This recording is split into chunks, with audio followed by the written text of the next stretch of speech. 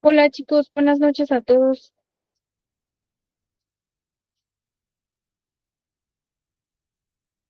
Buenas noches, maestra. Hola, buenas noches.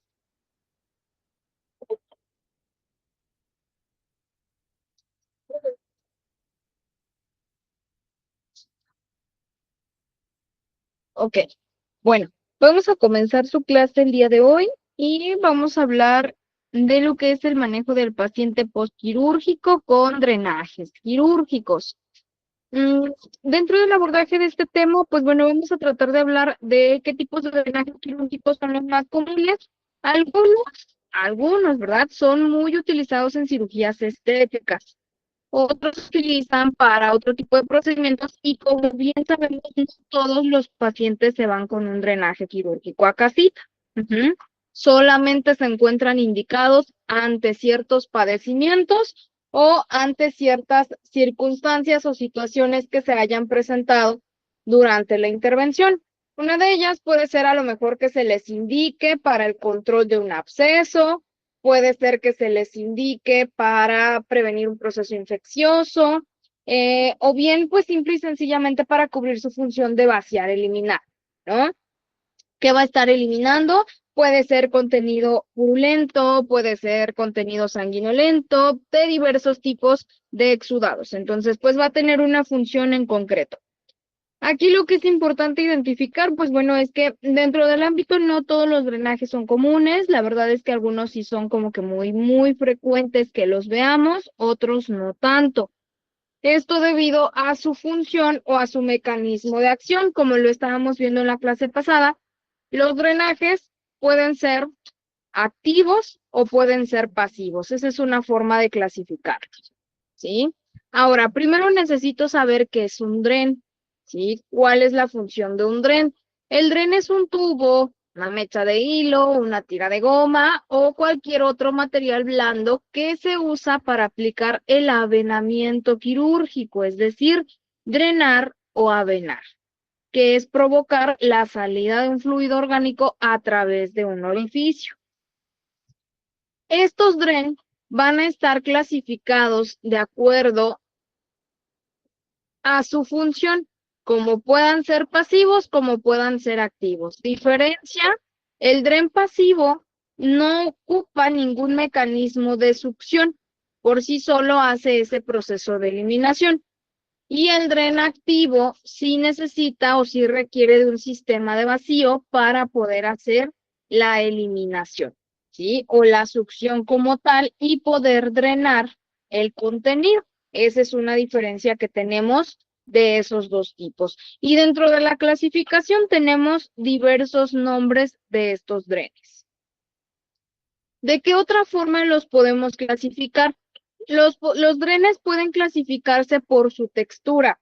Hay drenes rígidos de material sintético como una especie de tubos de polietileno o de goma resistente. Hay semirrígidos o blandos que son tubos de goma blanda o de látex que mantienen su forma flexible. Son de material suave como drenajes laminares, de goma y los drenajes de hilo. ¿Sí? Entonces, por su textura también tienen una forma de clasificación. Pueden ser rígidos, pueden ser blandos, semirrígidos o flexibles. ¿Mm? Y en este caso, dentro de los drenajes, también los podemos clasificar como pasivos o activos. ¿A qué nos referimos con esto?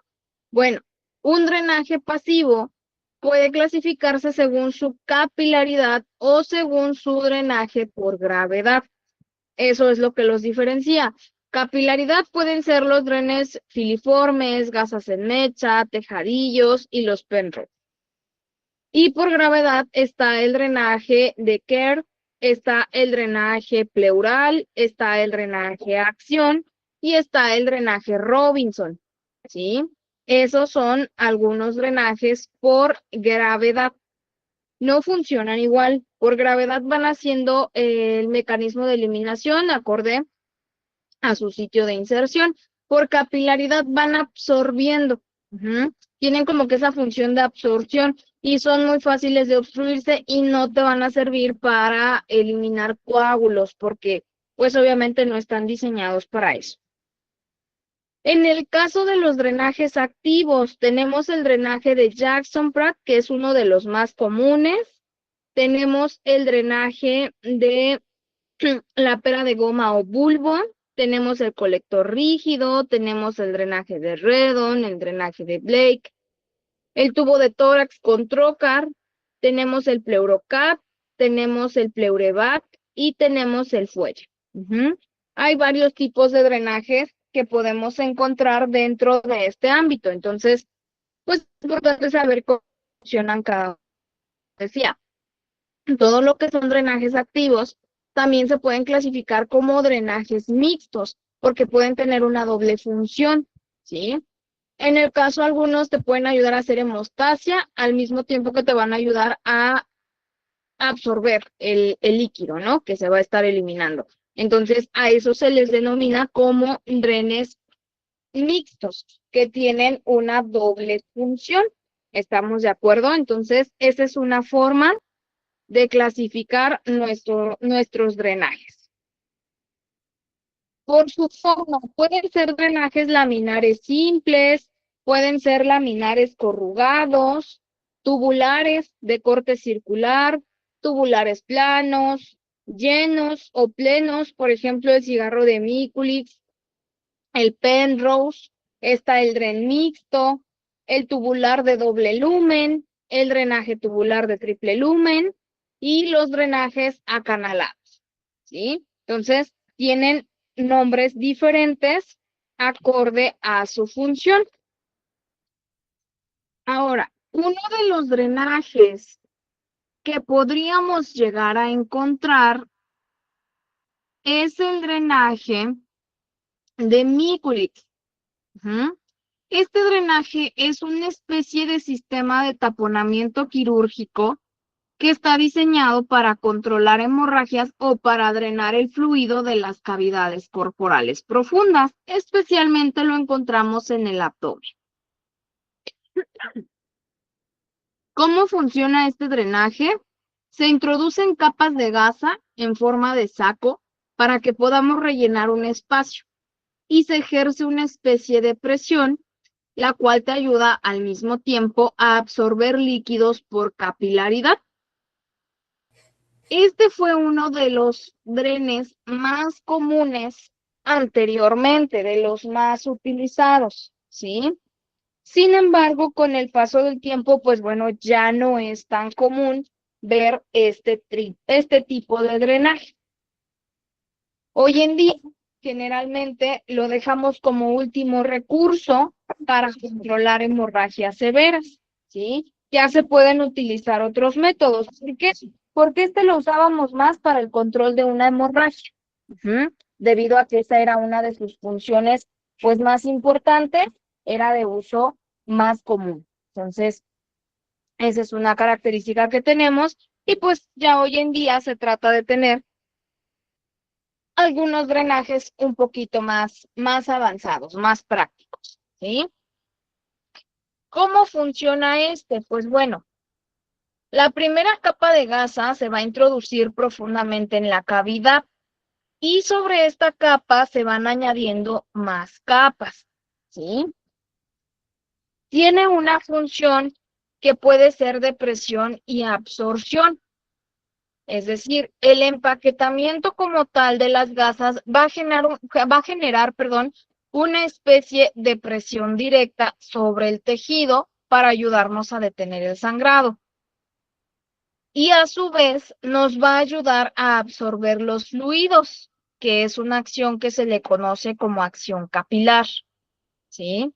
Para el retiro, generalmente se extrae de manera progresiva días después de la intervención, a medida que el riesgo de sangrado disminuye y los tejidos cicatrizan, ¿sí?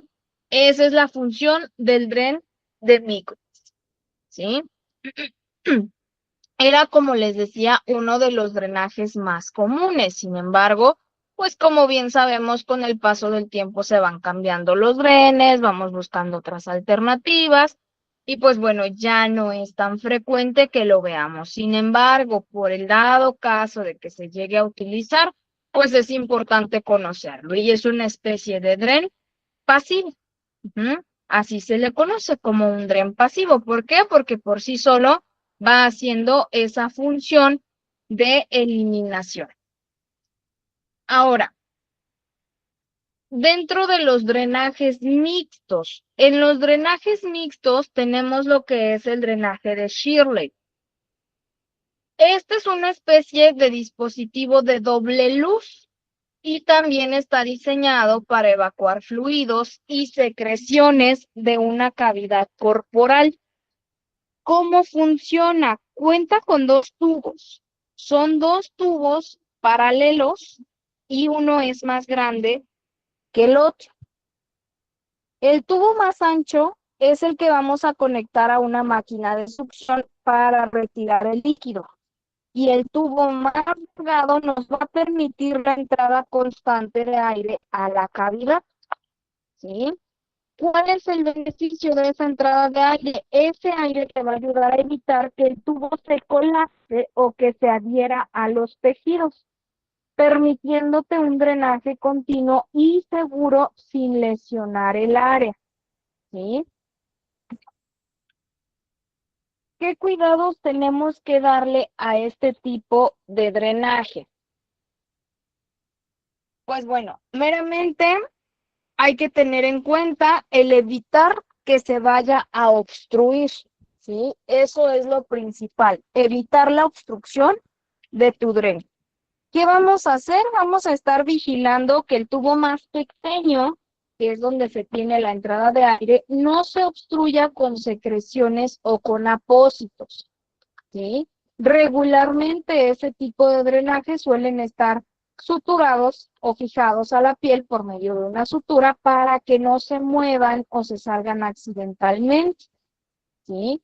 Y hay que estar observando o hay que estar registrando qué es lo que vamos a hacer en las primeras horas posterior a su colocación, el volumen, el color y la consistencia del líquido drenado para monitorear la evolución del paciente, ¿sí? Eso es lo que vamos a estar vigilando en este drenaje de Shirley. Es uno de los drenajes que digamos común para permitirnos lo que es hacer una eliminación o un drenaje de líquido por medio de lo que es un dispositivo de aire, ¿sí? Entonces, esas son las principales características. Otro drenaje muy parecido que tenemos es el drenaje de Abramson. ¿Qué características tiene el drenaje de Abramson? Bueno, es una especie de dispositivo similar, pero este se encuentra con 3 lúmenes, ¿sí? Ya no nada más tiene 2, sino que este va a tener 3 lúmenes. Este se utiliza para poder extraer grandes cantidades de líquido, para extraer pus de la cavidad o bien para extraer líquidos, ¿sí?, que son espesos y dificultosos para otro tipo de drenaje. Este drenaje de Abramson nos puede ayudar a evitar la formación de seromas, la formación de hematomas o la formación de abscesos profundos postquirúrgicos. Esa es su principal función.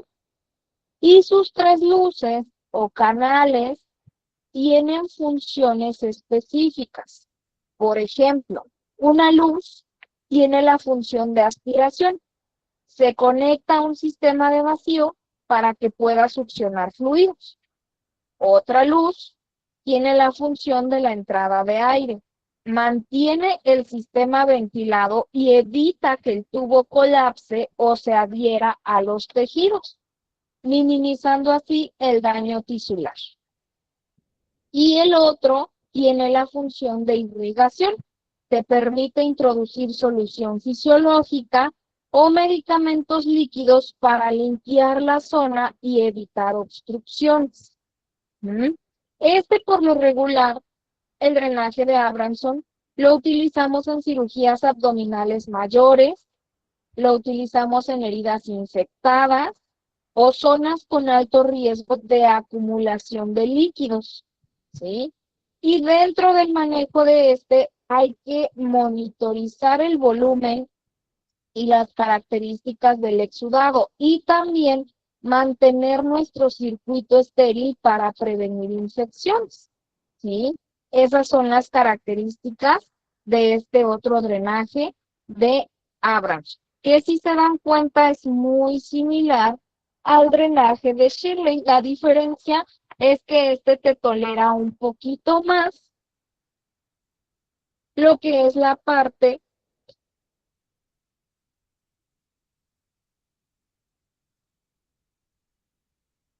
de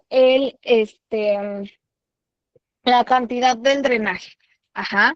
O sea, uno te permite eliminar eh, cantidades considerablemente más grandes de líquido y otro cantidades moderadas de líquido que estás drenando. Ujú.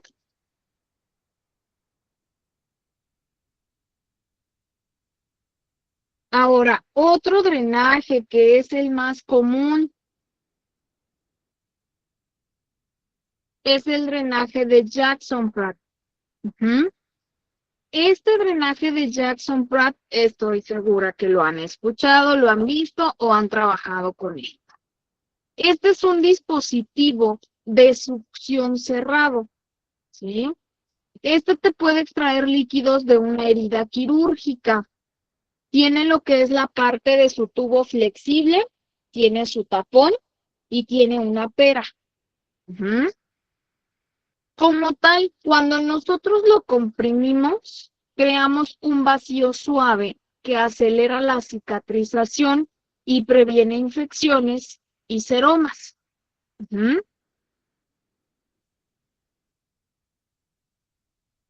Para su correcto funcionamiento, su uso y su vaciado en casa, hay que tener en cuenta ciertas características. A ver, denme un momento.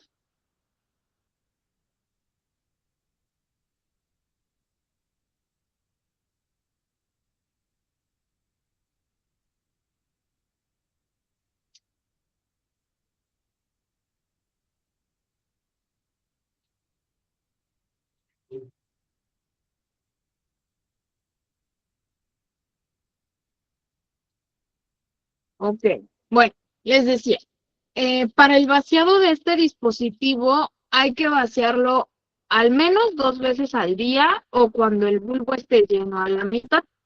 Ujú.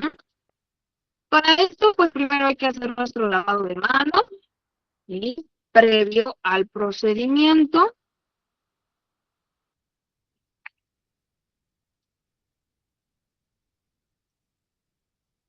Vamos a abrir el tapón que está ubicado en la parte superior del bulbo. ¿Sí? Este tapón que tenemos en esta parte de aquí.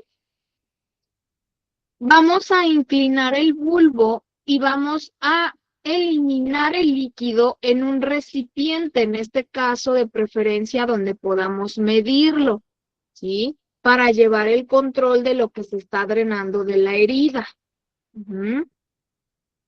Y vamos a limpiar la abertura del tapón y el tapón con una gasa empapada de alcohol, ¿sí? Ya que terminamos de eliminar el contenido, limpiamos, ¿sí? Nuestro tapón y vamos a reactivar la succión. ¿Cómo vamos a hacer esto? Vamos a mantener el bulbo boca arriba y vamos a comprimir la pera, es decir, la vamos a apretar con la mano hasta que podamos aplanar las paredes, ¿sí? Posteriormente, mientras lo estamos apretando, vamos a volver a colocar el tapón en su lugar. Y cuando lo soltemos, el bulbo deberá quedar plano o contraído. Eso me está indicando que el sistema de vacío ya está activo, ¿sí? Y ya, eso es todo lo que vamos a hacer.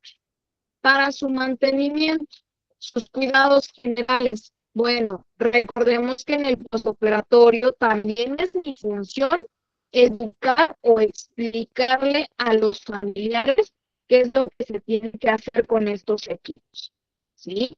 Entonces, en lo que respecta a la fijación, el tubo debe de estar asegurado a la piel con sutura, para evitar que se salga. Vamos a procurar fijarlo a la ropa, por ejemplo, con un seguro, para que el peso no tire de la herida y se vaya a lesionar el paciente o se vaya a exteriorizar accidentalmente. Si notamos en algún momento que hay coágulos o que el líquido no fluye, podemos hacer algo a lo que le llamamos ordeñar el tubo o deslizar suavemente los dedos por el tubo desde la herida hacia el bulbo. Esto para poder liberar la obstrucción, ¿sí? Pero si vamos a hacer esto, hay que explicarle, en este caso, al paciente o al familiar, quien quiera que vaya a hacer esta función, que lo tienen que hacer con cuidado porque pueden accidentalmente exteriorizar el drenaje, ¿sí? Entonces, más que nada, hay que tener en cuenta medidas de seguridad, ¿de acuerdo? Ahora, ¿cuándo vamos a retirar el dispositivo? El dispositivo se retira cuando tenemos una cantidad menor a 30 mililitros en un periodo de 24 horas. Ahí es cuando ya se determina que tenemos que retirar el dispositivo. ¿Ah? Esa sería una alternativa a consideración, porque pues muchas veces depende de la indicación médica. Hay situaciones en las que se puede dejar por ciertos días y hay situaciones en las que se retira el dispositivo después de las 48 horas. Entonces dependerá mucho de en qué caso se esté utilizando, ¿sí? Adelante, José, lo escucho. Disculpe, maestra, ¿cuántos mililitros son los que cuando ya se retira? Cuando ya te está drenando menos de 30 mililitros en un periodo de 24 horas. Ah, ok, gracias, maestra. Para servirle. Sí, ahí es cuando ya decimos ya se tiene que retirar el drenaje porque pues ya no nos está haciendo tan útil o tan factible, ¿sí? ¿En qué tipo de situaciones se indica? Este es uno de los más comunes, por eso les decía, a lo mejor ya lo han escuchado o ya han trabajado con él. Este lo pueden ver en neurocirugías, en cirugías plásticas, en cirugías de la cara, cirugías de cuello, mastectomías, cirugías obstétricas, en algunas cirugías generales y en algunas de laparoscopía. En este drenaje lo que hay que tener en cuenta es más que nada mantenerlo siempre a presión negativa, es decir, siempre el vacío adentro del dispositivo, ¿sí? Vaciarlo periódicamente y contabilizar la cantidad y el aspecto drenado, ¿sí? Observando señales flogísticas, señales de desplazamiento del drenaje que se esté retirando por sí solo. Y en el caso de que realicemos vendaje en la inserción del drenaje, hay que hacer el vendaje como los drenajes comunes, utilizando productos asépticos, gasa estéril alrededor de la incisión y no haciendo tanta presión con el vendaje, ¿sí? Y si es posible, siempre mantener los drenajes sujetos debajo de la incisión, evitando que se acumule el fluido y cause molestias, ¿sí? Ese es uno de los drenajes más comunes, que te funciona con presión negativa.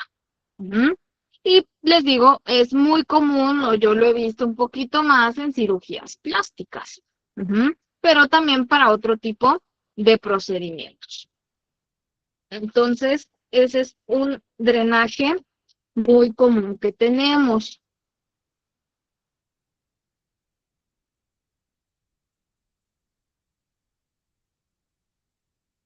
Ahora, ¿qué otro drenaje tenemos? Los filiformes. Diferencia, este filiforme ya no trabaja por sistema de vacío, ¿sí? Y se le conoce como drenaje filiforme o drenaje sedal. considerado como un drenaje pasivo por capilaridad. ¿Qué es lo que hace este drenaje?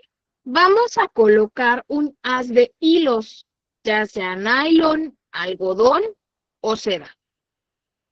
Y lo colocamos en heridas pequeñas para evacuar líquidos, ¿sí? ¿Qué características tiene? Este lo utilizamos en heridas pequeñas y heridas con una cantidad mínima de líquido o exudado, por ejemplo, un absceso, ¿sí? Y funciona sin ningún tipo de succión mecánica. El líquido como tal asciende y fluye por el espacio entre los hilos. Y ya, esa es su función. Consideraciones importantes: no te va a servir si existen coágulos o sustancias espesas que puedan obstruir el paso entre los hilos, ¿sí? Esto quiere decir que se limita a solamente usarlo en heridas superficiales, ¿sí? O en heridas que no requieren de la eliminación de coágulos específicamente. ¿Estamos de acuerdo? Entonces, esas son algunas características del drenaje filiforme o sedal. Poco común también, porque no es tan frecuente ver este tipo de drenaje, pero su función es muy pasiva. Es un drenaje que se comporta por gravedad, ¿sí? O por capilaridad. Ahora, otro drenaje que tenemos muy conocido es el Hemovac, ¿sí? Este drenaje Hemovac, de igual manera, es uno de los más comunes, ¿sí? ¿Cómo funciona? Si nos damos cuenta, es un dispositivo en forma circular y tiene como que la forma de un acordeón. Y requiere de una succión suave para extraer sangre y líquidos sobrantes del cuerpo tras la cirugía. Esas son algunas características de este dispositivo. Te puede ayudar a prevenir la formación de hematoma o infecciones. Y también te puede ayudar a acelerar el proceso de recuperación de la persona. Ahora, en este drenaje, ¿cómo vamos a vaciarlo? ¿Cómo trabajar este tipo de drenajes? Lo básico, ¿no? Primero hay que hacernos nuestro lavado de manos, ¿sí? Ya sabemos que es lavado de manos con agua y jabón. Vamos a abrir el dispositivo, es decir, vamos a retirar el tapón de la parte superior y vamos a eliminar el líquido acumulado en el recipiente graduado. Ya que retiramos el líquido, nuevamente registramos características, consistencia y cantidad, ¿sí? Pero también vamos a desinfectar el tapón. Lo limpiamos con una gasa o con un hisopo humedecido, ya sea en alcohol o clorexidina, el antiséptico que se tenga, ¿sí? Reactivamos la succión, similar al otro que les mencioné. Se comprime el dispositivo, es decir, se aprieta hasta que quede plano. Y luego volvemos a colocar el tapón para mantener el vacío sin soltarlo, ¿sí? Medimos, registramos la cantidad de líquido, el color, la hora de la medición y listo. ¿Por qué es importante todo esto? Porque nosotros específicamente tenemos que detectar riesgos o datos de infección o complicaciones en el dispositivo. ¿Cuándo lo vamos a retirar? De igual manera, se retira cuando la cantidad de líquido de drenaje disminuye a menos de 30 mililitros al día durante un periodo de 2 a 3 días. Esto quiere decir que ya no es en 24 horas. El Hemovac, vas haciendo tu registro y, por ejemplo, si ya a partir de hoy me salió un drenaje de 20 mililitros y el día de mañana me sale otro drenaje de 20, ya se retira, ¿vale? Se le notifica al médico, tenemos un drenaje de tanto, ya van 2 días, retiro o lo dejo un día más. Si el médico cirujano te dice ya retíralo, se retira. Si el médico cirujano te dice hay que dejar el dispositivo, lo dejas y listo. Si la persona ya se fue a casita, porque también muchas veces eso pasa, ¿no? Se van con su drenaje a casa, se les explican los cuidados y demás. Pues ahora le voy a explicar que en el caso de tener esa cantidad de líquido drenando, se va a regresar a la unidad hospitalaria y se le van a dar las atenciones para el retiro del drenaje. ¿Estamos de acuerdo? Entonces, eso es en el caso del Hemovac. También es uno de los drenajes más conocidos. Derivados del Hemovac, hay otros dos que son exactamente iguales. El Vacudren y el Vacucar, que son exactamente el mismo mecanismo del Hemovac. ¿Sí? Eso se los comparto porque muchas veces me dicen, ¿cuál es la diferencia del Vacucar? El Vacucar es lo mismo, ¿sí? Que también es conocido como el drenaje Hemovac. Su sistema de presión también actúa por medio de una terapia de presión negativa. Aplican succiones controladas y pues bueno, dependiendo de tu sistema, es un reservorio portátil o de fuelle, que es lo mismo, que es de tipo Hemovac, o una bomba eléctrica que ya es en la terapia avanzada y su operación varía. Entonces, lo único que hay que estar vigilando en cualquiera de estos es que si tu paciente presenta fiebre, enrojecimiento creciente, hinchazón, dolor severo alrededor de la herida, si el líquido que se está drenando es amarillo, es turbio, es espeso o huele mal, que te está indicando infección, inmediatamente notificarlo con el médico cirujano para que puedan detectar ese proceso infeccioso y tratarlo oportunamente. ¿Sí?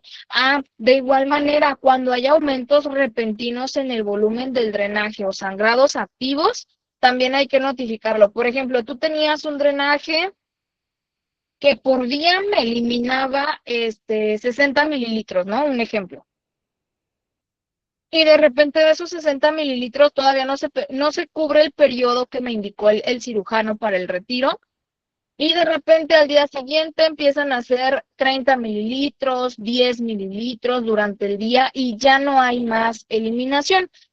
Pues ahí tengo que ver si se obstruyó el drenaje o qué fue lo que pasó, porque ya no se está eliminando.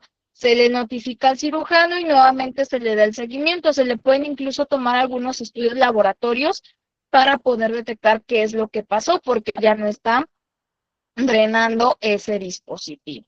¿Sí me explico? Entonces, esas son medidas generales. ¿De acuerdo? Ahora, tus drenajes se pueden clasificar por su mecanismo de drenaje. Hay simples que te actúan como pasivos por capilaridad y gravedad, que son los que acabamos de mencionar. Complejos que necesitan de otra maniobra o de otro elemento para su funcionamiento.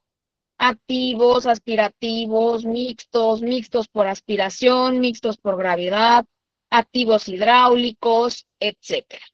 Y también hay otros que son por el contacto al ambiente. Hay drenajes activos abiertos y drenajes activos cerrados. ¿Sí? Entonces, esas son otras características de nuestros drenajes. Más que nada es familiarizarte con el equipo. ¿Sí? Su mecanismo de acción ya lo mencionamos. Pueden ejercerse fenómenos de capilaridad. Su evacuación se produce al formarse conductos capilares entre el dren y el tejido. Y por sifonaje o sifonamiento, la evacuación se produce por diferencia de presión. Posicional o postural, la evacuación se va a producir por ciertas posiciones que adquiere el paciente y mientras no adquiera esa posición o esa postura, no se va a estar drenando. Hay drenaje aspirativo que para la evacuación requiere de la aplicación de un sistema de aspiración continua. Y hay drenajes de presión negativa, donde la evacuación se produce impidiendo que la presión atmosférica se transmita a la cavidad por medio de una válvula que solamente permite el drenaje al exterior. ¿sí? Esos son sus mecanismos de acción. Ahora, otros ejemplos. Todos tus drenajes pasivos por capilaridad son aquellos en los cuales el fluido sale al exterior por mecanismo de capilaridad o de absorción y se usan para drenar pequeñas colecciones estableciendo una comunicación entre la cavidad y la superficie cutánea. Y están los filiformes, que son los que les mencioné. Se usan en heridas pequeñas, se ponen hilos de nylon en la incisión abierta y su retiro se hace de forma progresiva y lenta. La gasa en mecha, esa se utiliza para abscesos superficiales. Se ponen tiras, ¿sí? En este caso de gasas impregnadas en un antiséptico, y para retirarlas se realiza lo que es la impregnación de la gasa en solución fisiológica para su retiro, ¿sí? ¿Cómo quedarían estos? Por ejemplo, la gasa en mecha, este es un ejemplo que tenemos en una herida, ¿sí? Pequeña, que si se dan cuenta lo que queremos es controlar el sangrado y la salida del exudado. Entonces, hago una especie de compresión a su vez y también controlo lo que es el exudado. Esa es la gasa en mecha. Y para su retiro, pues necesitamos colocarle solución fisiológica para poder extirparlo. ¿Estamos de acuerdo? Entonces, esas son algunas características básicas para estos drenajes. Por capilaridad está el famosísimo tejadillo, que se utiliza en tubo de silicona, estriado y multiperforado. El retiro de este se efectúa de manera progresiva, se fijan a la piel con un punto y la ventaja es que se puede hacer lavados o irrigación. Y por otro lado también tenemos lo que es el Penrose. Es un tubo de caucho de 3 tipos de ancho, de 2.5, de 1 y de 0.5. El Penrose lo utilizamos para abscesos y cirugías de cavidad abdominal. Su colocación se introduce a la cavidad a través de una abertura cutánea y el débito del drenaje se recoge en gasa o bolsa. Por lo regular son gasas, ¿sí? Su retiro también va a ser de forma progresiva y es necesario fijarlo a la piel. Entonces, con un punto de sutura, vamos a fijar ese Penrose a la piel para evitar que pueda exteriorizarse, que pueda salirse. Entonces, el Penrose consideramos que es uno de los drenajes más comunes, ¿sí? Un drenaje pasivo que se utiliza en diversos tipos de situaciones. ¿Cuánto dura ese drenaje? Este te puede permanecer colocado entre 3 a 5 días. Por lo regular se le retira una vez que la cantidad de líquido drenado disminuya significativamente o ya esté cediendo por completo, ¿sí?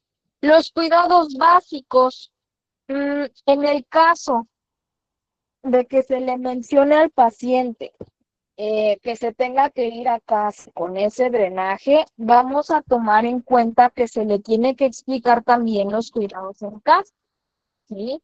Lavarse siempre antes de tocar el drenaje o cambiarse sus vendajes, sus gasas o demás, lavarse las manos, ¿sí? Hacer una limpieza, limpiar la piel alrededor del tubo y el propio tubo suavemente con una gasa empapada de solución fisiológica o bien según las indicaciones que se le den por parte del médico, ¿sí? Se le hace el cambio de apósitos, hay que mantener la zona seca, cambiando las gasas empapadas o los apósitos recolectores cada vez que se humedezcan. Y hay que estar registrando la cantidad, el color y el olor del líquido drenado para informarle al médico en las revisiones, ¿sí?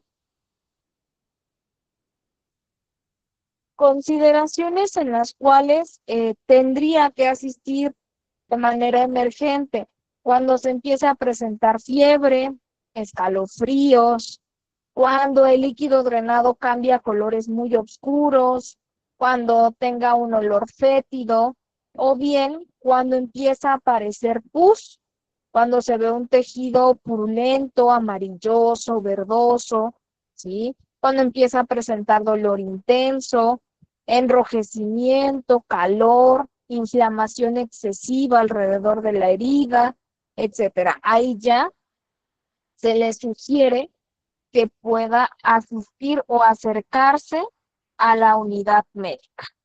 ¿Mm?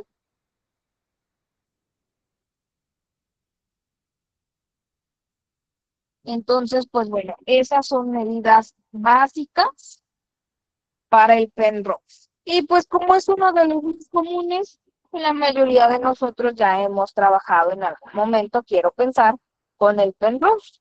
¿Mm? Se utilizan diversos tipos de lesiones, generalmente se dejan después en algunos pacientes, por ejemplo, cuando se contaminan las cirugías, ¿sí? Que se hizo una colecistectomía, una apendicectomía y se contaminaron, se les deja colocado el Penrose, ¿sí? Y máximo se les deja 2 a 3 días, en algunos casos. En otros casos, cuando vemos a las 24, 48 horas que ya está cediendo el exudado, pues ya se le hace un retiro del Penrose.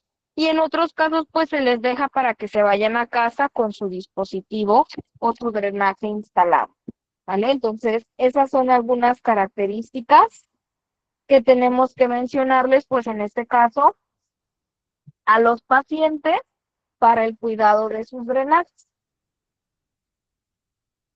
Drenajes pasivos por gravedad, pues entra lo que es el Penrose, el drenaje de Kerr o la sonda en T, ¿sí? Es un catéter formado por un tubo y un travesaño perforado. Se instala en la vía biliar común conectado a un receptáculo y por acción de la gravedad produce el débito de bilis.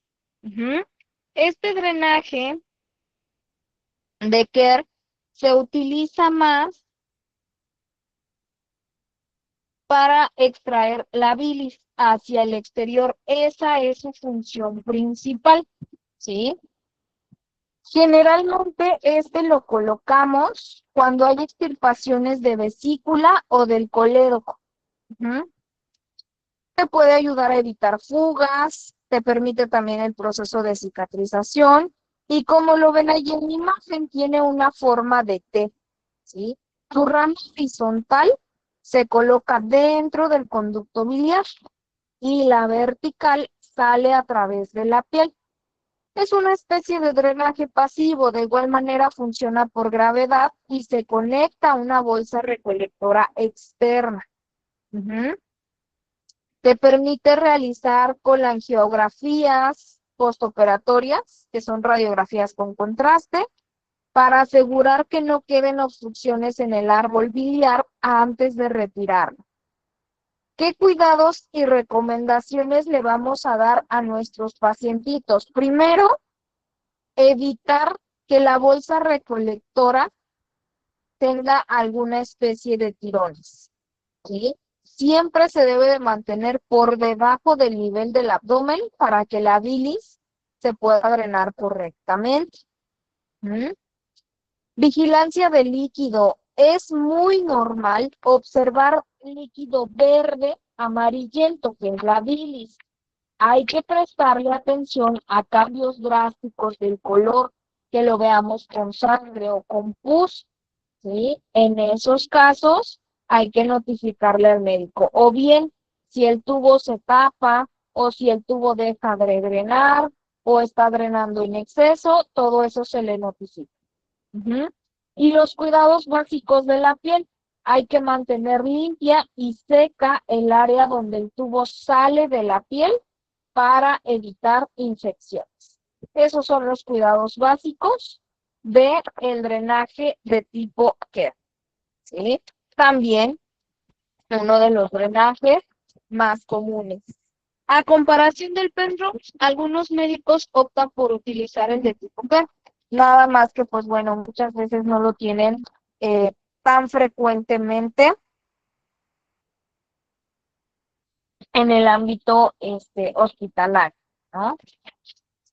Ahora, el drenaje pleural. El drenaje pleural simple es una especie de drenaje tubular de látex, de silicona o de polietileno. Puede ser semirrígido, con varias perforaciones laterales en los 10 centímetros, tiene un diámetro de 30 French y es instalado a través de la pared torácica, ubicando el espacio pleural.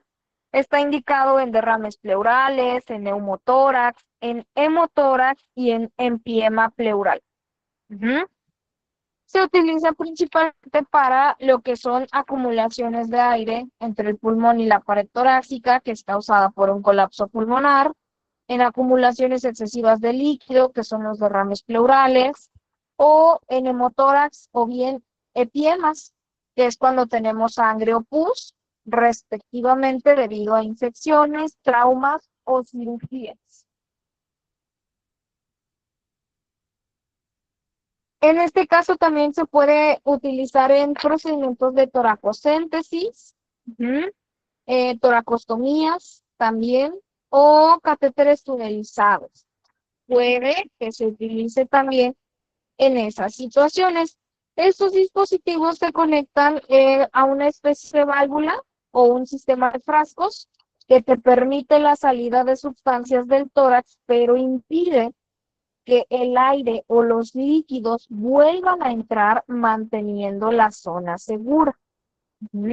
Entonces, esas son algunas características del dren pleural, ¿sí? Y también, pues digamos, que es común ver este tipo de drenajes.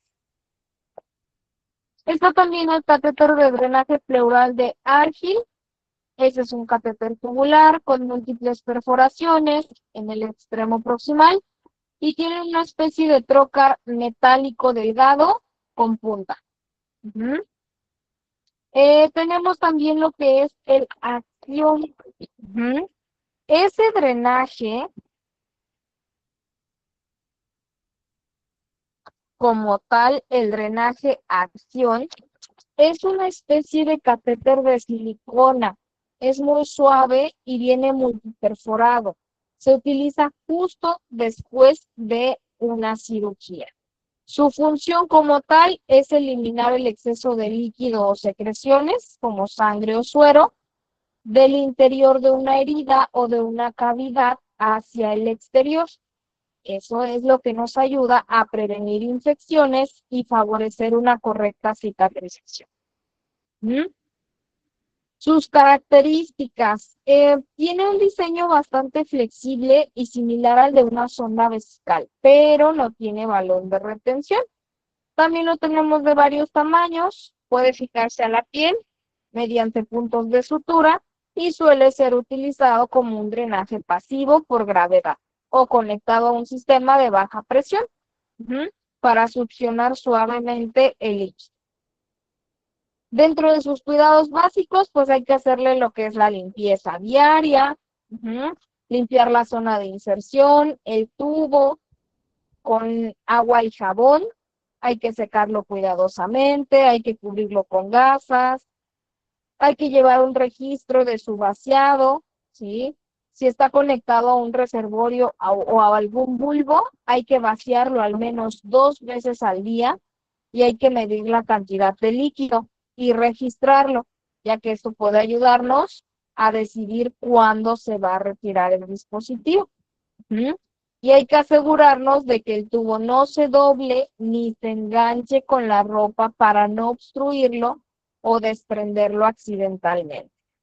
La duración de estos drenajes pueden ser de unos días a un par de semanas, eso ya va a depender de la cantidad de líquido drenado por día y de las indicaciones específicas del cirujano, ¿sí? Eso es lo que respecta a este otro drenaje. Otro drenaje que tenemos es el drenaje de Robinson. Esta es una especie de tubo flexible, muy suave, es de silicona o caucho, es similar igual a una sonda vesical, pero pues tampoco tiene balón.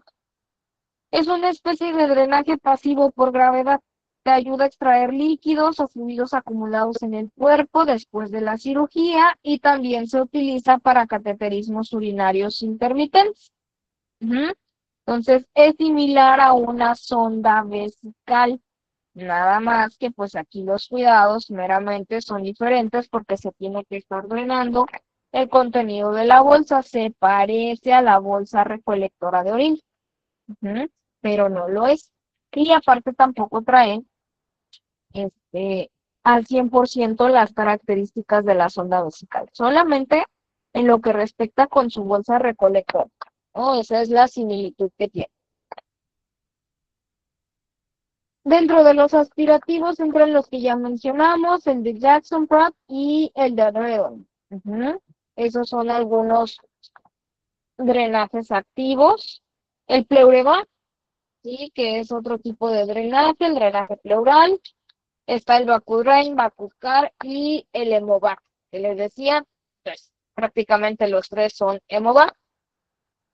Aspirativos mixtos, entra lo que es Shirley, drenaje de Abramson y el drenaje de Saratoga. El de Saratoga ya no es tan común utilizarlo. Hay que aprender a distinguir, ¿sí?, entre un sondaje y un drenaje, ¿sí? El drenar es avenar, es provocar la salida de un fluido anormal que está acumulado en una cavidad natural o no formada a través de un orificio fabricado, ¿sí? El sondaje como tal es la introducción de una sonda por un orificio o un conducto natural. En cambio, el drenaje es la introducción de un dren o de una sonda a través de una vía artificial, ¿sí?, labrada por el cirujano. Esas son las diferencias. Entonces, hay que familiarizarnos con esas características diferenciales entre drenaje y sondaje, ¿sí? No son lo mismo. Entonces, nada más hay que distinguir y conocer cómo se comportan y cómo funcionan esos drenajes. ¿De acuerdo? Adelante, Gloria, la escucho. Maestra, buena, ¿no podría hacerme el favor de poner la diapositiva anterior? Claro, Muchas gracias. para servirle. Listo. Gracias, maestra. ¿No? ¿De qué?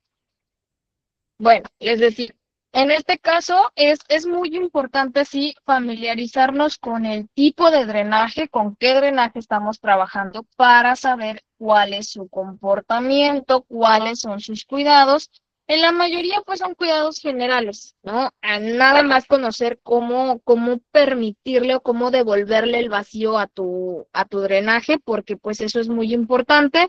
En caso de que no le hayas dejado el vacío, lo vas a tener que volver a destapar hasta que le generes el vacío al dren, ¿sí? Eso es algo, digamos que muy general en los dispositivos, que se les tiene que dejar su sistema de vacío para que puedan hacer su función correctamente.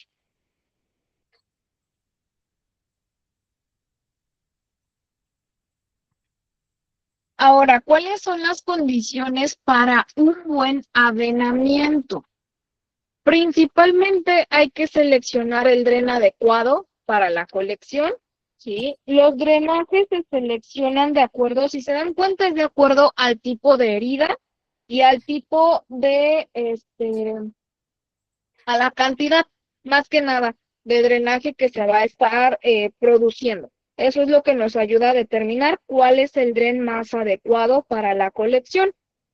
Otra también, ubicar el sitio más adecuado y el declive de la lesión. O sea, los drenajes no se ponen nada más porque sí, tienen un punto, ¿sí?, anatómico en el cual tenemos que ver el declive de la herida para poder colocar este dispositivo, ¿m? Y para que pueda hacer su función, porque si se dan cuenta, algunos trabajan por gravedad.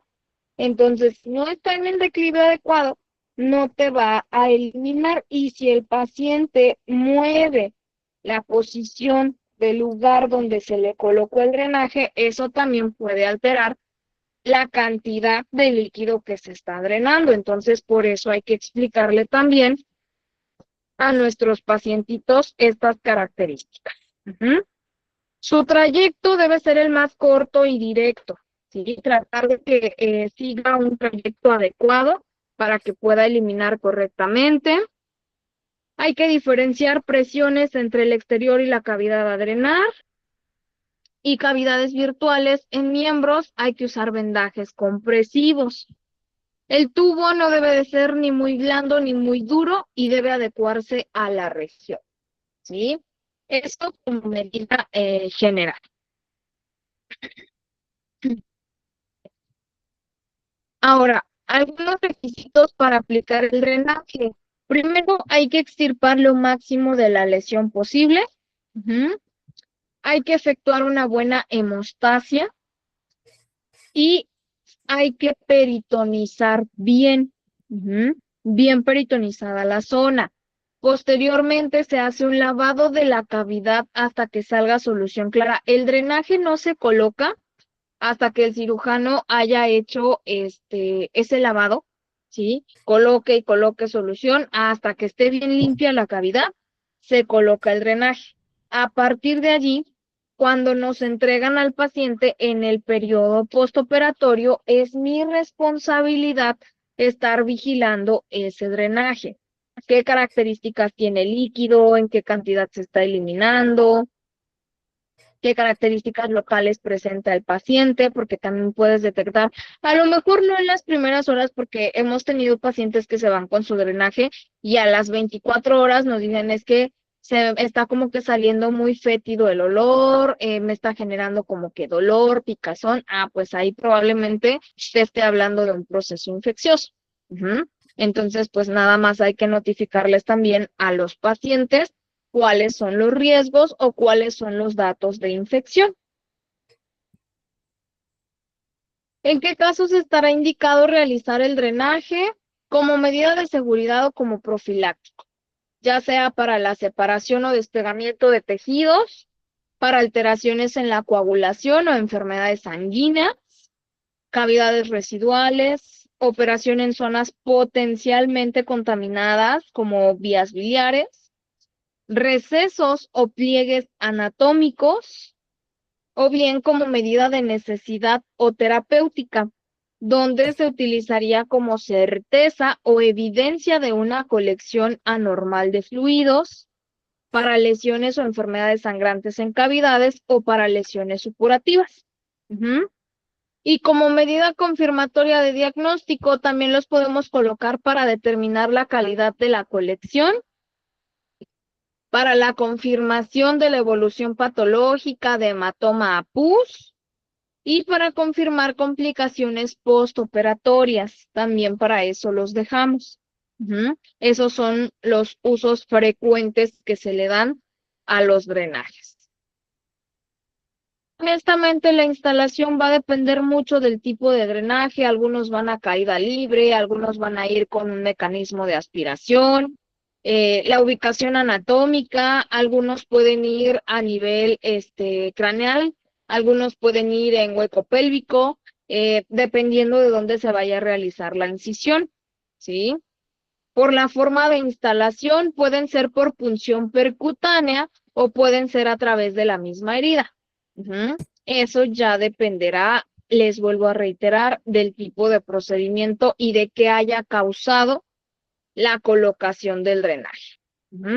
Aquí nos vamos a omitir la técnica de colocación porque realmente la técnica de colocación va a tener una variación también dependiendo de qué tipo de drenaje se vaya a utilizar, dependiendo del tipo de tejido, la lesión, la cavidad u órgano comprometido.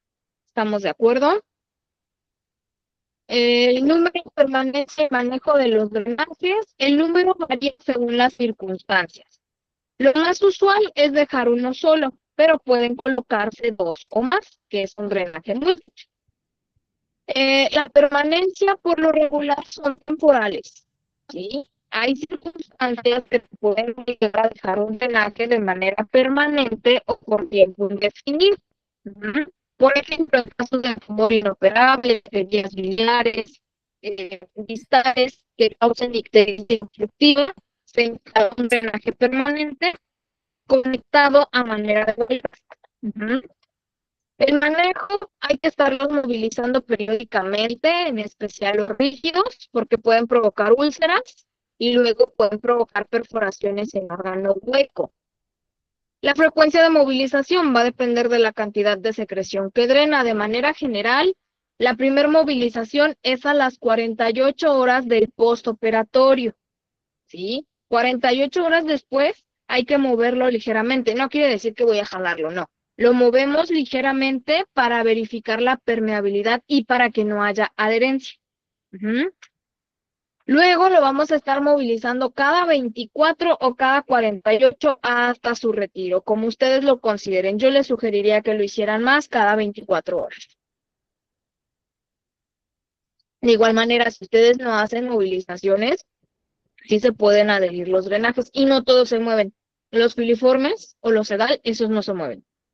Esos así se dejan, porque si lo mueves, lo puedes llegar a desprender, vas a lesionar y vas a activar la hemorragia que estaba inhibiendo, ¿sí? Entonces eso nada más es como recomendación. Y los superficiales también deben de ser cambiados diariamente. Un dren contaminado es un foco de reinfección, que es el efecto de doble vía de los drenes. En este caso, tu dren es un foco de infección, así como tu sonda. Tus sondas son un foco de infección, tus drenes son un foco de infección, tus ostomías son un foco de infección porque estás dejando descubierto, ¿sí?, el paso a una vía o a un órgano interno. Entonces, tienes que cuidar bien la manipulación de estos. Y aunque te están eliminando cierto contenido, igual son sus cuidados generales para evitar que haya un proceso infeccioso. ¿Estamos de acuerdo? El control de un drenaje. Hay que controlar parámetros de la calidad del drenado, ¿sí? Si es aerohemático, hemático, purulento, con gas, ¿sí? La cantidad del drenado. El volumen tiene que ser registrado rigurosamente en un intervalo de tiempo. Por ejemplo, cada 24 550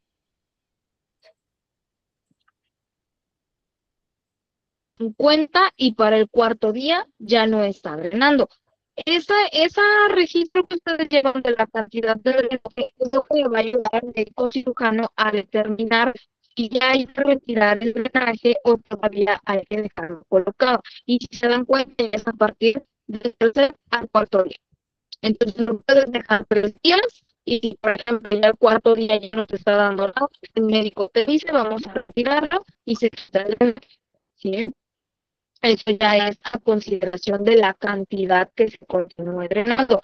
Cuando se quedan por un intervalo más largo es porque a lo mejor ya hay un padecimiento, una enfermedad o una complicación que ya no me va a permitir retirarlo, ¿sí?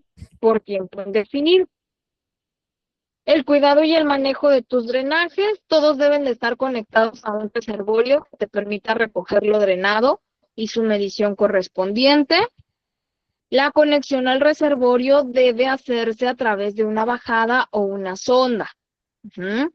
La movilización o retiro del reservorio para su medición debe ser hecha con los cuidados de bioseguridad, lavado de manos y el uso de guantes. Ujú. Y para permeabilizar un dren que se encuentra obstruido, hay que realizar el procedimiento con técnica aséptica para evitar la contaminación secundaria, ¿sí? Y la aspiración del dren previo al retiro va a ser útil para retirar restos que se encuentran en el lecho del dren, ¿sí? Esas son medidas de seguridad para tus drenajes. Entonces, los vas a encontrar en diversas cavidades, craneanas, torácicas, pleurales, etcétera. Dependerá de para qué se le instaló ese dren a tu paciente. Los más comunes son los abdominales y los que van a nivel pulmonar o a nivel pleural. esos son de los más comunes. Los de cavidad craneana no son tan comunes, pero los podemos llegar a ver. Y es más común que los veamos en cirugías estéticas. Ujú. Entonces, nada más hay que verificar y darle el cuidado adecuado a nuestros drenajes. Ujú. Tanto en el periodo operatorio como en el postoperatorio, para evitar que haya peritonitis, purulenta de bilis, sangre, orina, etcétera. Entonces, hay que hacer lavados constantes, hay que mantener una correcta presión y en algunos casos les sugerimos la realización de un vendaje. Ujú. Esas son medidas generales de sus drenajes. Ahora, antes de irnos a los estomas o las ostomías, les pregunto, ¿alguna duda, preguntas con los drenajes, aclaraciones que quieran hacer, algo que quieran compartir? ¿Qué? ¿Todo bien?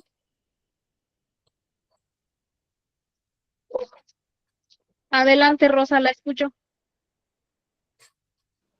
Maestra, buenas noches. Solamente tengo una duda. Las ventriculostomías, ¿qué tipo de drenaje se le consideran? Y si existe así como un equipo especial para la ventriculostomía, porque nosotros, por decir, en la terapia intensiva con los pacientes de neurología, de neurocirugía, nosotros armábamos el drenaje con un equipo, con un metricet y con unos aditamentos para poder hacerlo.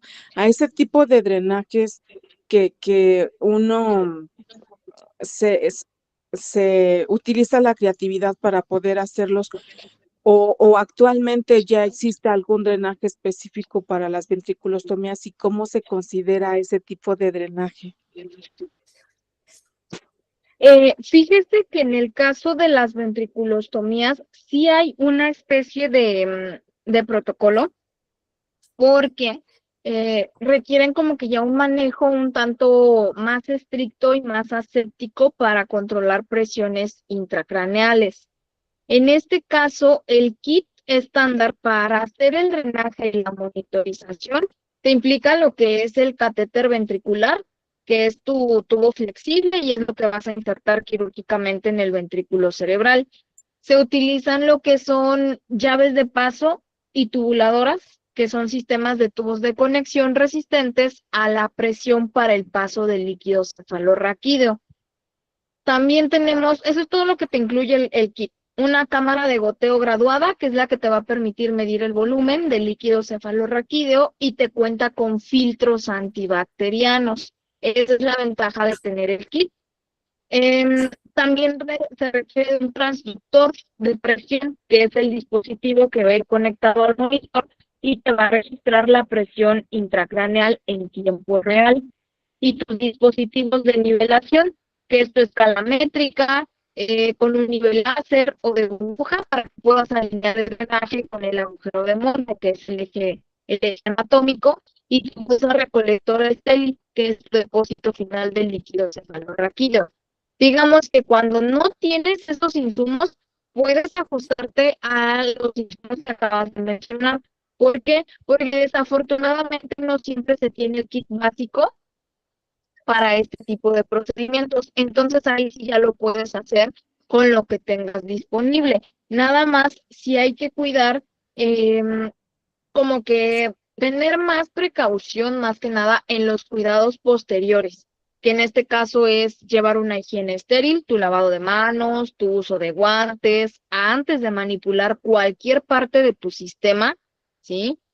Tu alineación, el punto cero del sistema que debe estar siempre nivelado a la altura anatómica indicada por el neurocirujano. Usualmente es a la altura del conducto auditivo externo, si no mal recuerdo, con la cabecera elevada. Hay que mantener siempre la cama del paciente incorporada a unos 30 grados, a menos de que se tenga otra indicación por parte del médico. Y está registrando ahí la cantidad de líquido cefalorraquídeo, el color, si es color claro, si es hemático, la consistencia del líquido, estar vaciando la bolsa recolectora cuando alcance 3/4 partes de su capacidad mediante tu técnica séptica. y hacer la movilización. Cerrar siempre la llave de paso, tu drenaje antes de movilizarlo o de trasladar al paciente para que puedas evitar sobredrenajes bruscos y colapsos ventriculares. Como medida de seguridad siempre hay que cerrar tu llave de paso. Y hay que estar evaluando constantemente lo básico, el estado de conciencia del paciente, que eso ya es mediante escala de coma de Glasgow, vigilar las pupilas, los signos de alerta, que tenga cefaleas, que tenga náuseas, etcétera. Y también se le considera como, ese se le consideraría más como una ostomía de drenaje, ¿sí?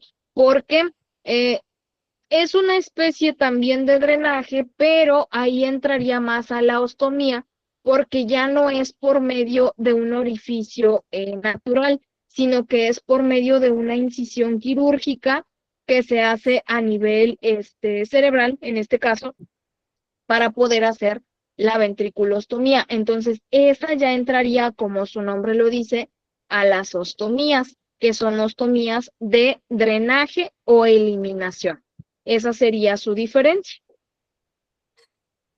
Gracias, maestra. Para servirle. Bueno, eso es en lo que respecta a ese tipo de procedimientos, que pues también vamos a estarlo abordando de manera general, ¿no? ¿Alguna otra duda, preguntas que tengan hasta este punto, chicos, chicas?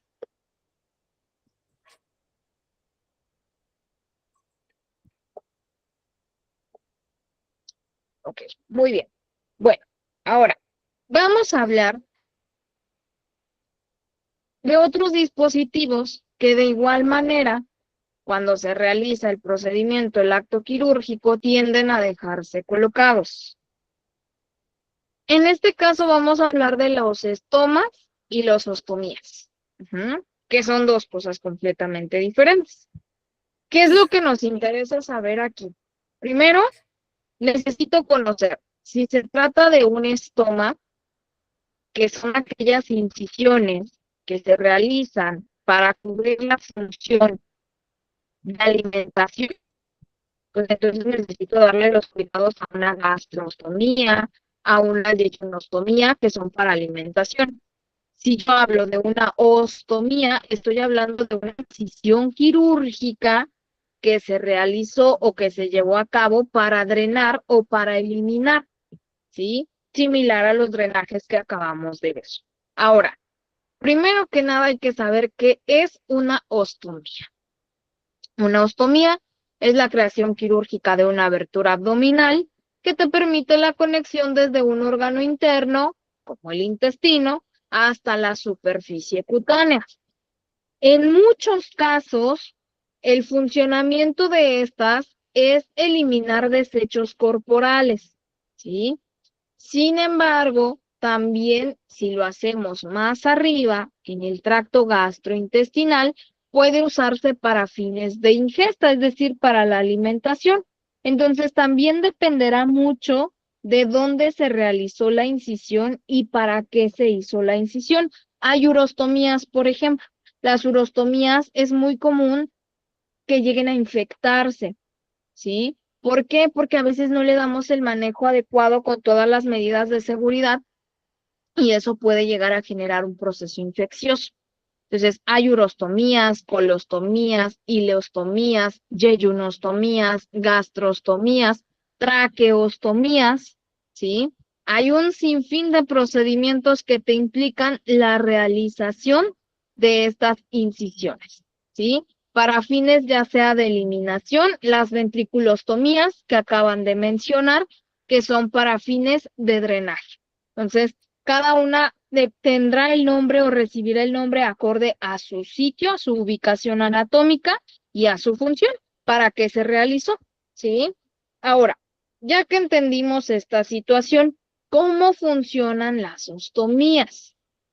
Las aperturas de la ostomía en la piel se llaman estomas.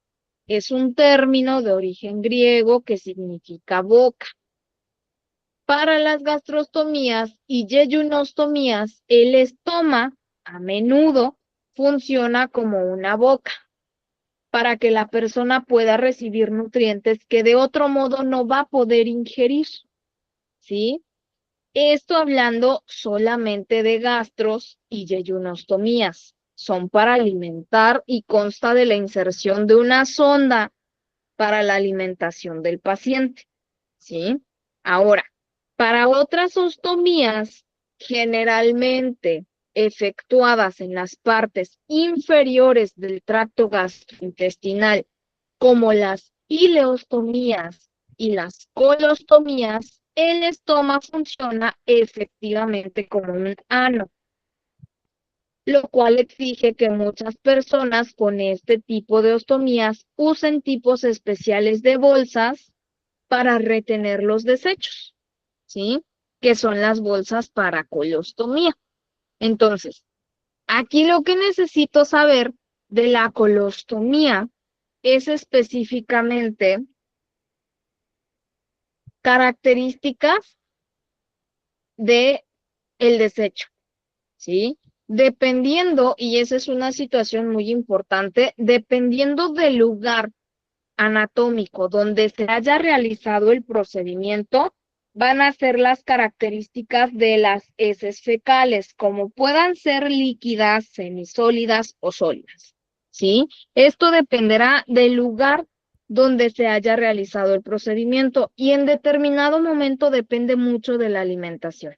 Esto quiere decir que en los primeros meses puedes tener en un grado de desnutrición a la persona, sí, por no llevar una correcta alimentación. Tanto se les restringen alimentos como también se les explica cuáles son los alimentos permitidos y por qué. Ujú. Por ejemplo, muchas veces les decimos a los pacientes, este tipo de procedimientos no te generan alguna especie de sensibilidad. La persona puede estar haciendo cualquier cosa y al mismo tiempo puede estar eliminando por el estómago y no se va a dar cuenta, porque no siente, no hay sensibilidad en esa región, ¿sí?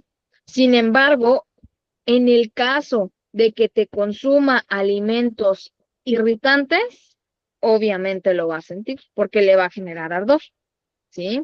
Si consume alimentos con gas, refrescos o sodas que contengan gas, evidentemente va a empezar con mal olor. Entonces el olor tan fuerte que se va a dar cuenta que está eliminando. ¿Por qué? Por lo que consumen. Por eso es que los primeros meses les pedimos llevar una restricción en sus alimentos. Esto no quiere decir que van a dejar de comer, al contrario, e incluso en el primer mes les pedimos a los pacientes que estipulen horarios de comida. Por ejemplo, mi desayuno es a las 6 de la mañana, ¿sí? Mi colación es a las 10. Mi almuerzo es a las 12, ¿sí? Mi comida de plato fuerte es a las 3, 4 de la tarde, mi colación otra vez es a las 6 para que mi cena sea a las 8. ¿Sí? Un ejemplo, porque muchas veces solo son 5 comidas, ¿no? O muchas veces las personas estamos acostumbrados solamente a 3. Entonces, desayuno, comida y cena, pero en horarios estipulados. ¿Por qué? Porque necesitamos pasar por un proceso de adaptación, donde en ese proceso de adaptación la persona puede ingerir alimentos y a su vez puede eliminar ya programándose, ¿no? Por ejemplo, hay personas que decimos, mi metabolismo es muy acelerado porque acabo de comer y en cada comida que termino tengo que ir al baño, ¿no? Y hay otras personas que dicen, no, yo voy solo una vez al día o 2 veces al día cuando mucho, ¿sí? Ah, ese es un punto. Otro, características. Es que por lo que estoy consumiendo, las heces fecales siguen líquidas. Consumas lo que sea, si estás en una parte del colon, en este caso ascendente, las heces fecales van a ser líquidas. Porque apenas estás en la parte, hay que recordar que la formación de las heces fecales inicia desde colon ascendente, transverso y descendente. Entonces, si tú estás con esa ostomía en la región descendente, probablemente las heces fecales estén más formadas. Si estás en la parte media van a ser semisólidas y si estás en la parte del colon ascendente van a ser heces fecales líquidas, ¿sí? Entonces, a lo mejor con la alimentación moderadamente van a cambiar esas heces fecales, pero por la ubicación anatómica lo dudo mucho, ¿sí? ¿Por qué? Porque todavía no se terminan de formar las heces. El número de veces que vas a eliminar, eso va a depender total y plenamente de la persona y del lugar donde se hizo la incisión. ¿Por qué? Porque muchas veces vamos a poner en la, ay, se me fue el nombre, en la colostomía ascendente, regularmente hay posiciones hasta más de 5 veces al día. En colon transverso hay deposiciones máximo 3 veces al día. Y en colon descendente, 1 o 2 deposiciones al día, ¿sí? Entonces, ahí vas a tener una diferencia al igual en el número de comidas que hagas por día. ¿Sí me explico? Entonces, eso es lo que nosotros también le tenemos que explicar a los pacientes, porque muchas veces se van del hospital y de verdad se van con muchas dudas porque les da pena, porque no se acordaron, porque no quisieron preguntar, por un sinfín de situaciones. Entonces, es preferible que yo se los explique sin necesidad de que el paciente me pregunte. ¿Estamos de acuerdo? Ahora, ¿qué más debemos saber? La clasificación. ¿Cómo se clasifican las ostomías? Según su función, pueden ser estomas de nutrición, de drenaje o de eliminación. Según la permanencia, estos pueden ser temporales. Ya cuando se soluciona la causa, lo que originó la colocación del estoma, se puede restablecer el tránsito intestinal, urinario o tránsito que sea. Definitivos, cuando por una amputación completa del órgano o por cierre de este mismo ya no hay solución de continuidad. Por lo tanto, se va a tener que quedar con el dispositivo colocado, ¿sí?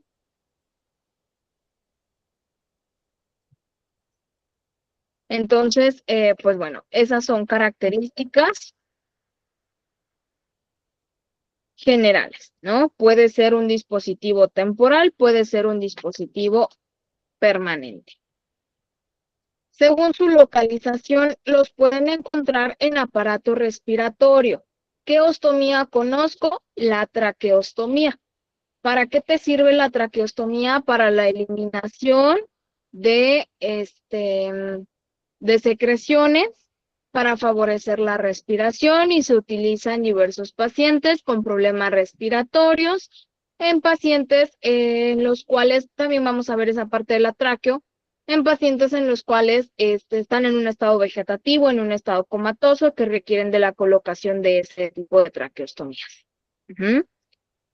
En aparato digestivo, ¿qué vas a encontrar? Lo que acabamos de mencionar. En digestivo, tanto para eliminación como para nutrición, ¿sí? Entonces, colostomías, ileostomías, gastrostomías y yeyonostomías forman parte del digestivo. Del urinario, del aparato urinario, ¿qué formaría parte? Las urostomías. Las urostomías forman parte del aparato urinario. A nivel cerebral, las ventriculostomías o los drenajes ventriculares, ¿sí? Esas formarían parte de los drenajes o de las ostomías cerebrales. ¿Estamos de acuerdo? Entonces, según la localización, también es una forma de clasificar las ostomías, ¿sí? Eso como medida general.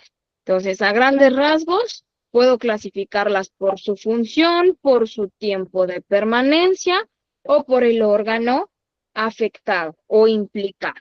¿Estamos de acuerdo? Hasta ahí. ¿Alguna duda que tengamos? ¿Preguntas? ¿Todo claro por el momento? No, maestra, todo bien. Ok, perfecto. Bueno, ahora, ¿qué más vamos a tomar en cuenta? vamos a tomar en cuenta también las características generales de un estoma. ¿Qué me hace saber que un estoma está en perfectas condiciones? Los estomas o las ostomías te miden de 2 a 2.5 centímetros. Gradualmente pueden ir creciendo, ¿sí?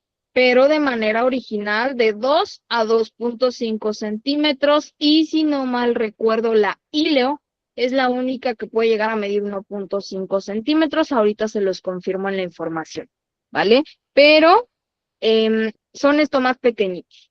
Van a crecer, se van a hacer grandes, sí. Si tú por ejemplo, tú pierdes peso, ¿qué va a pasar? Pues que el estómago se va a ver más pequeño, ¿sí? Aumentas de peso, pues el estómago se va a hacer más grande, ¿sí? Entonces, ahí vamos a tener algunos cambios. Y también es importante verificar para la realización del procedimiento. Por eso les decía, cuando somos enfermeros estomaterapeutas, sí necesitamos conocer todas estas características porque a veces nosotros hacemos el marcaje. Y nosotros tenemos que entender el comportamiento de estos estomas y tenemos que entender cómo se trabajan, cómo prevenir lesiones, cómo cuidarlos, cuidados generales, cómo trabajar procesos infecciosos cuando desafortunadamente no podemos prevenirlos, qué dispositivos adicionales tenemos. Desafortunadamente, muchos pacientitos no reciben toda la información y se quedan con muchas dudas porque a veces les genera miedo, ¿no? O les genera como que inseguridad tener este tipo de procesos. Pueden tener una vida completamente normal, ¿eh? Y son personas que a veces he tenido mucho esa pregunta, donde hace poco me decía un paciente, bueno, ¿y en la vida sexual podemos volver a mantener? Claro, ahorita todavía no, porque le acaban de realizar el procedimiento, pero a partir de cierto tiempo, claro que puede tener una vida sexual activa sin ningún problema. No pueden cargar peso, no pueden cargarte más de 4 a 6 kilogramos de peso en los primeros 3 meses posteriores al procedimiento, ¿sí? Porque se puede exteriorizar más el intestino y ahí sí vamos a tener que ir de regreso otra vez para retroceder ese trozo de intestino que está saliendo. Entonces, hay que tener cuidado con ello. O bien puede haber una retracción. Lejos de que salga, se retrae, se contrae esa parte del intestino y es como si se metiera el estómago. Entonces hay que ir otra vez a realizar otra incisión, ¿sí? O hacer más grande la incisión para exteriorizar el intestino. Entonces, toda esa parte educativa pues nos corresponde a nosotros, ¿de acuerdo? Ahora, características o aspecto, debe de ser de color rojo o rosa brillante. Honestamente, no he visto ninguna ostomía así como la de la imagen tan bonita y perfecta. Los pacientes con los que he trabajado con colostomías e ileostomías nunca se ven así. Son colostomías ya bastante lesionadas, irritadas. He tenido pacientes en un estado canceroso con metástasis, en los cuales esos estomas se ven muy mal, tienen un muy mal aspecto. Entonces, decirles que así se va a ver un estoma, la verdad es que no. Son pocos, por lo menos desde mi experiencia, no he tenido posibilidad de ver este tipo de estomas, a menos que sean recién realizados. Ahí sí los veo muy bonitos, muy bien hechos, pero a los pocos días son pacientitos que me regresan que con un proceso infeccioso, con su pielecita perilesional dañada, bueno, con un sinfín de situaciones, con hemorragias. Entonces, desafortunadamente son muy pocos los estomas que desde mi experiencia les puedo decir los he visto en perfectas condiciones, incluyendo gastrostomías. Muy pocos pacientes he tenido, he recibido que me han dicho yo no he tenido un proceso infeccioso. Muy, muy pocos. La mayoría, desafortunadamente, les digo, por falta de información, nos llegan ya en un estado bastante dañado. Eso se los comparto porque he trabajado con un sinfín de pacientes, como no tienen idea, colostomizados, con traqueostomías, con gastrostomías. Siempre he tenido ese tipo de pacientes. No son complejos, pero a veces no te conocen mucho del manejo de sus dispositivos. Y esa es una gran desventaja para ellos, porque las lesiones que se generan se pueden prevenir y se pueden tratar, pero desafortunadamente no siempre les decimos cómo. Entonces, voy a tratar de compartirles todos los dispositivos, equipos, insumos, todo lo adicional que puedan, porque cuando nos corresponde trabajar con ellos, créanme que nos es muy útil toda esa nos ayuda en el caso de que tengamos fugas, en el caso de que hay malas adherencias de las bolsas y que tú digas, es que le hice la mayor fricción a la bolsa y la preparé previamente, sí, pero no se adhiere. ¿Por qué no se adhiere? Pues a lo mejor no estoy limpiando bien, a lo mejor necesito de algún adhesivo especial para la piel para que pueda adherirse correctamente la bolsa. Entonces, hay muchas situaciones que a veces no conocen los pacientes y que a veces tampoco conocemos nosotros, ¿vale? Bueno, en condiciones o aspectos, deben tener una mucosa lisa, húmeda y brillante. Y su sensibilidad es mínima o nula. No debe haber sensibilidad. O es una sensibilidad, pero muy, muy mínima. ¿Sí? Les decía, pueden estar haciendo cualquier actividad y no van a sentir que se está eliminando por medio de su ostomía. Entonces, esa también es una situación importante. Ahora, tipos de ostomías. La colostomía es lo más común. Es la incisión quirúrgica en el colon, conocido como intestino grueso, que atraviesa la pared abdominal para crear un estoma. Y en la mayoría de los casos, esta colostomía se realiza a partir del colon descendente o sigmoide, con el estoma en el lado izquierdo del abdomen, debido a que la mayor parte del colon permanece, la producción es sólida y no es muy irritante para la piel, ¿sí? O bien, pueden ser ileostomías. Les digo, el nombre lo reciben acorde al lugar. Está la colostomía, por ejemplo, ascendente. Está la colostomía transversa y está la colostomía descendente. Y también tenemos la ileostomía, que ahorita la vamos a ver en una imagen. ¿En qué situaciones se requiere de una colostomía?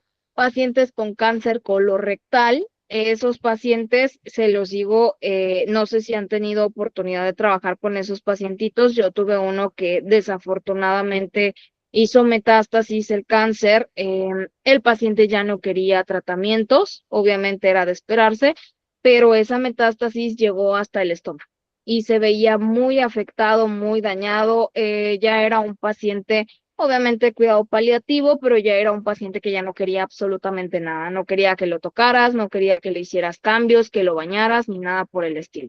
Entonces, los familiares le habían comprado fajas, le habían comprado todos los insumos, pero ya no quería usar nada. Entonces, cuando vimos el grado de metástasis en el estómago, ya fue cuando repentinamente el paciente decidió ya no seguir llevando sus cuidados y al poco tiempo falleció. Entonces, desafortunadamente, son situaciones que podemos enfrentar. Por eso les digo, el ver un estoma así, tan bonito y brillante como el que veíamos, es muy difícil que lo encuentren. ¿En qué otros casos se va a indicar la colostomía? Pacientes con diverticulosis, con enfermedad de Crohn o con cáncer anal, y en pacientitos con defectos de nacimiento o disfunción del colon. Por ejemplo, algunos recién nacidos, algunos neonatitos, les hacemos una colostomía, pero las colostomías se les pueden retirar cuando ya son candidatos a la cirugía, ¿no? Por ejemplo, que tengamos algún problema a nivel gastrointestinal que no te permita el proceso de eliminación, ¿sí? O metabolización, o no sé, algún proceso por allí patológico. Haces la colostomía, pero mientras es candidato a la cirugía. Una vez que ya son candidatos a cirugía, se hace la cirugía, se retira la colostomía y se va por un proceso, pues, de terapia para que pueda restablecerse el funcionamiento normal de ese órgano comprometido. Entonces, allí sí es un tanto común. Se puede usar una bolsa para recolectar las heces, pero los pacientes colostomizados pueden tener la opción de irrigación. para controlar cuándo expulsar los derechos corporales del estoma. Esto se hace pasar agua a través del estoma para estimular las evacuaciones intestinales.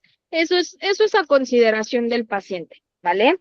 Entonces, y a consideración también de las indicaciones médicas, de su alimentación. O sea, hay muchos factores que van a influir en el comportamiento de tus colostomías, ¿sí? Entonces, para que nos familiaricemos.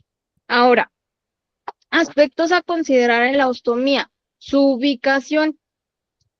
Para el marcaje, hay que ubicar al paciente de pie, acostado y sentado, ¿sí? Y vamos a ubicar de preferencia en una protuberancia del abdomen o en una región plana. Debe ser visible para el paciente, la incisión debe estar alejada del ombligo, de pliegues, de prominencias óseas y por encima de la línea del cinturón. Hay que evitar realizarlo en zonas de la piel lesionadas y hay que elegir el lugar más distal posible. En este caso, algo muy importante, si no mal recuerdo, se los mencioné en algún momento, para la realización de estos procedimientos necesito colocar en diversas posturas al paciente porque cuando están sentaditos se les generan pliegues. Y si yo genero la incisión en un pliegue, puedo tener fugas en las bolsas recolectoras, ¿sí? O en las bolsas para colostomía. Entonces, para evitar que eso pase, de preferencia hay que hacer el marcaje con el paciente de pie, sentado, acostado, ¿sí? Así puedo identificar para que cuando se levante, si se forman otros pliegues, no interfiera en mi marcaje. Y como es una incisión pequeña, pues bueno, se hace previo a la cirugía. Ahora, lo que les compartía. Dependiendo de la ubicación, va a ser el comportamiento de tu estómago. En este caso, si estamos hablando de una ileostomía, va en el intestino delgado, ¿sí? Y como pueden verlo, es la que se encuentra situada aquí en el punto azul, va en el lado inferior derecho del abdomen. Y aquí se forman heces líquidas, irritantes, frecuentes y poco olorosas. Esto quiere decir que las ileostomías son las que drenan constantemente. No sé si también les ha pasado, he tenido pacientes con ileostomía que apenas les voy a hacer el cambio de bolsa y eliminaron. Ya voy a colocar la otra bolsa y ya están eliminando otra vez. Esos son los comportamientos de las ileostomías, que dices, me tengo que apurar más rápido, más movido a hacer todo el proceso de cambio, porque si no, otra vez vuelvo a ensuciar. Ahora, está la colostomía ascendente, que es esta que está en el punto amarillo, en el colon ascendente, parte del intestino grueso. Esta la encontramos del lado derecho del abdomen, ya no en la parte inferior. Forma heces líquidas y frecuentes, de igual manera a la ileostomía, pero no son irritantes. Esa es su diferencia. La colostomía transversa, que va en parte del colon transverso, la encontramos por encima del ombligo y en esta hay heces semiblandas. Y la colostomía descendente, de igual manera en intestino grueso, que se encuentra más pegada a colon sigmoides, va del lado izquierdo del abdomen y esta ya genera heces normales y olorosas. Pero resulta que lo oloroso se puede controlar. ¿Por qué? Porque hay situaciones, ejemplo, en las que la alimentación influye. No sé si les han mencionado, pero por lo que consume la persona pueden ser fétidas o no las heces fecales. No pueden consumir capsu, no pueden consumir cebolla, ajo, condimentos, porque todo eso hace que huelan más.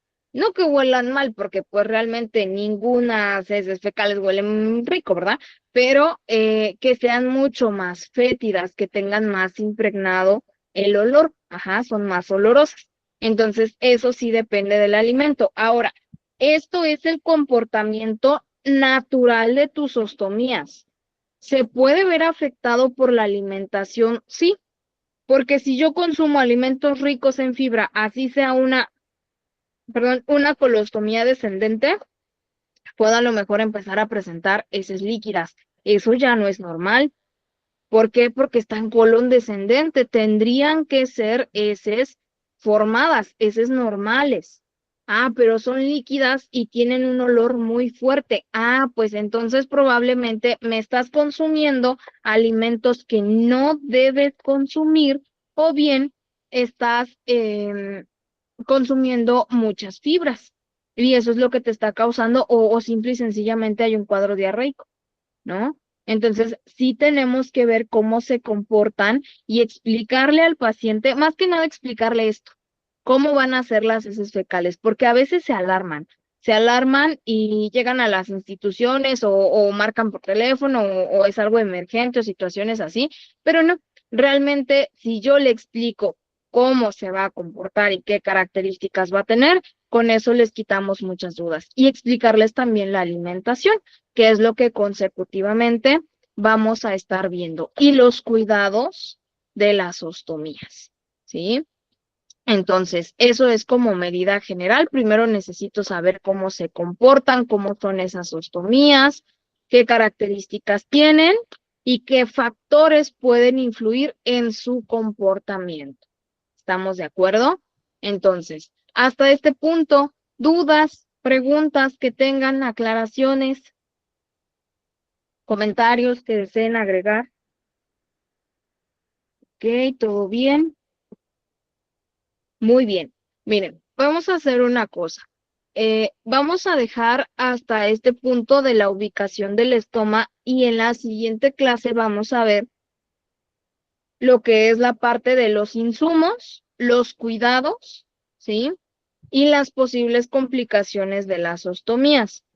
Como no se van a llevar tarea, nada más les voy a pedir de favor que el día miércoles, que tenemos clase nuevamente, me apoyen enviándome ya sus avances que tengan hasta lo que hemos visto el día de hoy. No incluyan lo del día martes que viene, hasta hoy. Nada más con lo de la última clase que estamos viendo ahorita. Mándenme sus avances de su manual, cómo van con la información, agregando todo esto de lo que es el manejo de los drenajes y las ostomías en el paciente postoperatorio. Y ya de ahí vamos por el siguiente avance, ¿vale? Esa va a ser su única tarea. Nada más compartirme sus avances hasta donde ya tengan con lo del día de hoy, considerándolo, para que les vaya revisando su manual. ¿Estamos de acuerdo? Adelante, Gloria, la escucho. Maestra, no escuché o no dijo, ¿nos va a dar guía para estudiar para el examen? Sí les voy a dar guía. No les había dicho, pero sí les voy a dar guía. Ok, sí. Bueno, muchas gracias. No, hay que, a usted por preguntar. Pero sí, les voy a dar su guía para que el día del examen tengan ya ya vayan preparados con lo que les vamos a preguntar y pues no se me vayan a estresar con su examen, ¿vale? ¿Alguna otra duda, preguntas que tengan, chicos, ya para terminar su clase? ¿Todo bien? Perfecto. Bueno, pues si no tienen dudas, entonces nos estamos viendo nuevamente el día martes, ¿les parece? Bueno. Nada más no se les olvide enviarme. Ahorita igual la dinámica se repite. Terminando la clase les envío la presentación de drenajes y estas se las envío si están de acuerdo, ya que terminemos el tema de ostomías para que puedan tener la información, ¿vale? Entonces, ese de ostomías, si quieren, déjenlo pendiente para su manual y hasta que se termine de ver el tema ya lo agregan en su manual, ¿sí? Bueno, entonces, pues nos vemos el día martes, chicos, que tengan un excelente fin de semana. Muchas gracias por haberse conectado y pues que pasen una bonita noche. Gracias, maestra. Buenas Gracias, noches. igual, buenas noches. Gracias. Gracias, chicos. Buenas noches. Gracias, mis buenas noches. A ustedes, buenas noches.